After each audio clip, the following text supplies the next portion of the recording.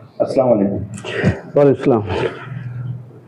भाई साहब, अल्हम्दुलिल्लाह अजीजिया पार्ट 1 में हमने डिस्कस किया, पार्ट 2 भी हमने डिस्कस किया। अब हाजी साहबान चूँकि मीना की तरफ रवाना हो चुके हैं, मीना पहुंचने वाले हैं, तो हम हमारे मीना पार्ट 1 के अंदर हम इंशाल्लाह जो है उनको क्या क्या चीज़ें उनको वहाँ पर करनी पड़ेगी, क्या क्या फेस करना पड़ेगा, इससे मुतालिक हम बात करना शुरू करते हैं। अस्सलाम वालेकुम नाज़रीन।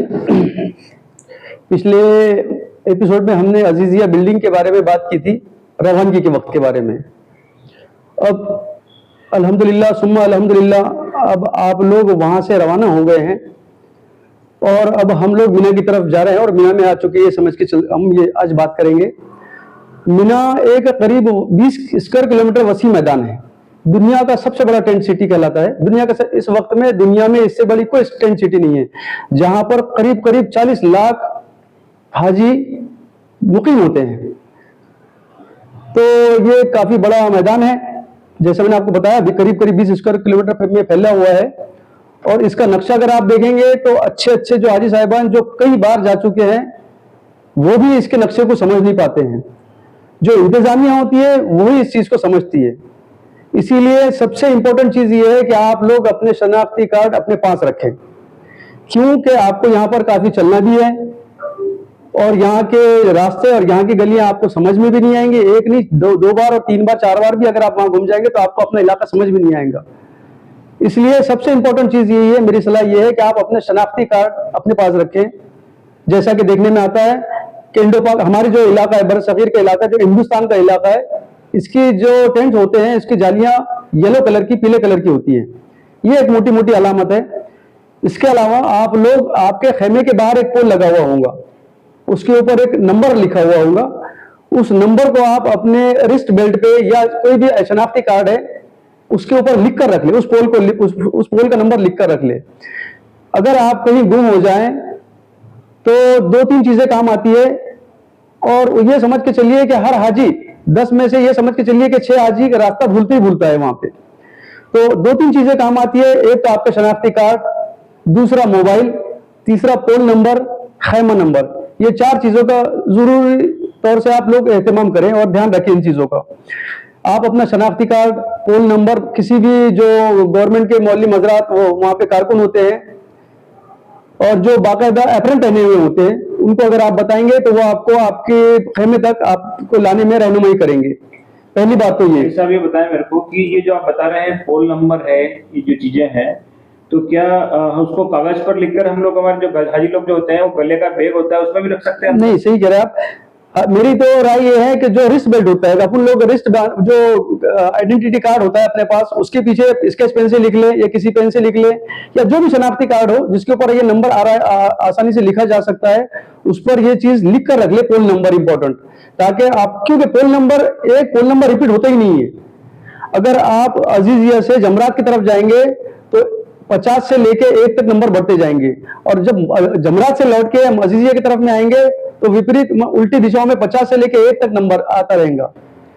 तो नंबरों की जो तरतीब है, एक जाता हुआ और एक आता हुआ, ये बिल्कुल अलग अलग है। और पोल नंबर कभी भी रिपीट नहीं होते हैं।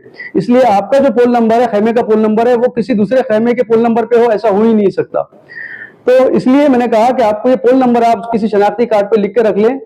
किसी भी गवर्नमेंट सर्वेंट या जो भी वहां पर खादिम एप्रन पहने हुए होते हैं उनको आप बताएंगे तो वो आपको शनाख्ती कार्ड और खेमे का पोल नंबर वगैरह देकर खेमे तक पहुंचा देंगे इंशाल्लाह। ये एक ऐसा मुकाम है जहां पर जो भी पढ़े लिखे, जो समझदार लोग हैं, ये अपनी जिम्मेदारी समझकर वो ऐसे बुजुर्ग, ऐसे लोग जो खुद अपना नहीं लिख सकते हैं, तो ये एक फर्ज को आप अंजाम दें कि आप उनके साथ में उनकी मदद करें और नेकियां कमाएं।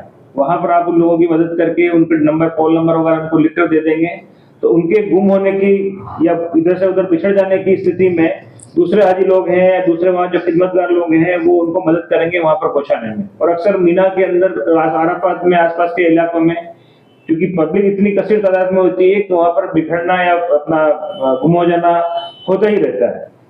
तो भाई साहब, ये बताएं मेरे को कि अब जैसे कि यहाँ अजीजिया में लोगों को परेशानी आ रही थी कि खादिम नुज्जाज नहीं मिल रहे हैं, कोई संभालने वाला नहीं आ रहा है, तो वहाँ मीना में इसके लिए क्या क्या सूरत हाल है? तमीर भाई ने बहुत अच्छा सवाल किया। देखिए, मैं तो आपको ये राय दूंगा, मैं अपने तजुर्बे से बताता हूं कि आप अपने खैमे के कुछ नौजवान, कुछ पढ़े लिखे समझदार जो व्यक्ति हैं, उनसे मेरी गुजारिश है कि आप अपने खैमे में, से फॉर एग्जांपल, अगर किसी खैमे के अंदर 300 से 400 लोग एक खैमे में आ गए हैं, एग्जांपल दे रहा हूं मैं आपको, तो उन 300 हाजियों के ऊपर जो उस खैमे के अंदर जवान, नौजवान, पढ़े लिखे समझदार जो लड़के हैं, जवान हैं या एक्टिव वर्कर्स हैं, वो लोग जिम्मेदारी संभाले अपने खैमे की। अगर आप किसी खादिमुल हुज्जाज के भरोसे रहेंगे तो मैं नहीं समझता कि आप लोगों की तकलीफ दूर हो पाएंगी, क्योंकि खादिमुल हुज्जाज की कुछ जिम्मेदारियां होती है, वो कहीं और मिलते हैं, और कुछ जो समर्पित भाव से काम करने वाले हैं थे, उनके ऊपर भी कुछ इतनी जिम्मेदारियां होती है कि वो आपको अटेंड नहीं कर सकते। इसलिए अपन ये सोचे कि भाई खादिमुल हुज्जाज ही करे सब कुछ, ये संभव नहीं हो पाता है। और दूसरा, ये खादिमुल हुज्जाज भी जो जाते हैं यहाँ से, उसमें से मैं समझता हूँ कि बहुत कम ही खादिमुल हुज्जाज होते हैं जो समर्पित भाव से काम करते हैं, जो आपकी हर प्रॉब्लम को अटेंड करे। इसलिए आप किसी और पर डिपेंड ना रहें। इतना बड़ा हुजूम है, लाखों की तादाद में मजमा है, हालात अलग है, गर्मी के अलग परेशान करती है, खाने के औकात चेंज हो जाते हैं, कई परेशानियां आती है। हाजी साहिबान से रिक्वेस्ट है कि सब्र से काम ले और अपने काम खुद करने की कोशिश करें, और हर खैमे के अंदर कुछ जो जिम्मेदार हजरात हैं, जो एक्टिव वर्कर्स हैं, वो अपने अपने खैमे में अगर कोई छोटी मोटी परेशानी आती है तो उसको अटेंड करें। दूसरा ये है कि वहां जो प्रॉब्लम्स आती है मीना के अंदर, जनरली 2-4 प्रॉब्लम्स आती है। एक तो आती है बीमारी की, तो आप इसके लिए कोई परेशान ना हो, क्योंकि हर टेंट के अंदर हर जगह पे आपको वहां चिकित्सा सुविधा उपलब्ध होती है। आपको चंद कदम के फासले के ऊपर ही आपको हॉस्पिटल आपके खैमे के पास ही मिल जाएगा प्राथमिक उपचार के लिए। और उसके अलावा अगर कोई बड़ा मेजर प्रॉब्लम होता है तो बड़े बड़े हॉस्पिटल्स वहां पर भी है, मीना में भी बड़े बड़े हॉस्पिटल्स है जहां एडमिट करने की सुविधा है, और छोटे मोटे प्रॉब्लम्स के लिए आपको आपके चंद कदम की दूरी पर ही वहां पर आपको चिकित्सा सुविधा उपलब्ध हो जाएंगी। जब आप अपने खैमे के लिए एंट्री लेते हैं, जो बड़ा टेंट होता है, जो खैमे के वहां पर एक सेंटर बना हुआ होता है जो मौलवी हजरात की तरफ से बना हुआ होता है, तो मौलवी हजरात के कारकुन वहां बैठे रहते हैं। कोई भी छोटी मोटी अगर सी आपकी परेशानी आए तो आप वहां पर सर्च कांटेक्ट कर सकते हैं, और अपने जो प्रॉब्लम्स है उसके वहां पर वहीं पर सॉल्व हो जाएंगी। यानी हर खेमे के पास में उस पर्टिकुलर खेमे का जो मौलवी हजरात हैं उनका टेंट वहां पर बना रहता है, यानी आप किसी भी परेशानी की सूरत में जो है उस टेंट में जाके आप राब्ता कर सकते हैं। लेकिन डॉक्टर साहब ने जो बात बताई है भाई साहब ने, वो खास बात ये है कि 300-400 लोगों का जो कैंप है उसके अंदर 4-5 जिम्मेदार हजरात। आप देखिए कि जैसे आप लोग अपने हिंदुस्तान के अंदर भी जो है अपने लोगों की मदद करते हैं, मोहल्ला कमेटी होती है, दूसरे लोग होते हैं, तो ये लोग जो मदद कर रहे होते हैं, यहाँ उनको जो अजर मिल रहा है। आप अंदाजा लगाएं कि आप दूसरे हाजियों की मदद जब आप मीना में और हज के वक्त में करेंगे तो अल्लाह कितना खुश होगा। तो आप अपने बंदों की मदद करें, अल्लाह के बंदों की मदद करें, वहां पे अपने साथ हाजियों की मदद करें, 3-3, 4-4 लोगों की टीम बनाएं और उनका ध्यान रखें। जी। दूसरे एक प्रॉब्लम ये आती है कि हाजी साहिबान हमारे खेमे से तो बाहर निकल जाते हैं, गेट एक ही होगा वहां पे, उसी से जाना होगा और उसी से अंदर आना होगा, और वहीं पर मौलवी हजरात के कारकुनों का ऑफिस भी होगा।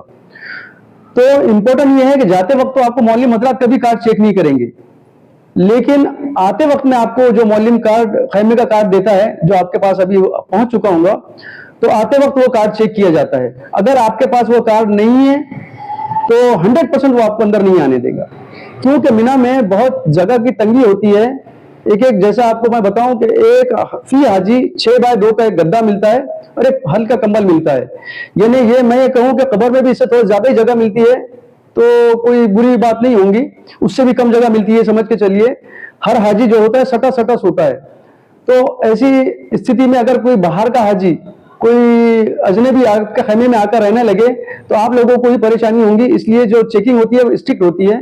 तो इल्तिजा ये है कि जब भी आप जाएं तो अपना जो कार्ड है, येलो कलर का कार्ड हो या कोई और भी कलर का कार्ड हो सकता है, जो मौलवी हजरात ने खैमे का कार्ड करके आपको दिया है, वो खैमे का कार्ड अपने पास हर वक्त रखे, क्योंकि हाजी साहिबान खैमे के बाहर 100% जाते हैं, बाहर का माहौल देखते हैं, होटलों पर जाते हैं, वहां पर होटलें भी मिलेंगी आपको, चाय की दुकानें भी मिलेंगी, छोटे मोटे नाश्ते रेस्टोरेंट वगैरह की होटलें भी करीब में मिल जाएंगी, तो हाजी साहिबान जाते ही है वहां पे। तो आप जब भी बाहर जाएं तो वहां पर अपना कार्ड साथ में लेकर जाएं, वरना आपको अंदर नहीं आने दिया जाएगा।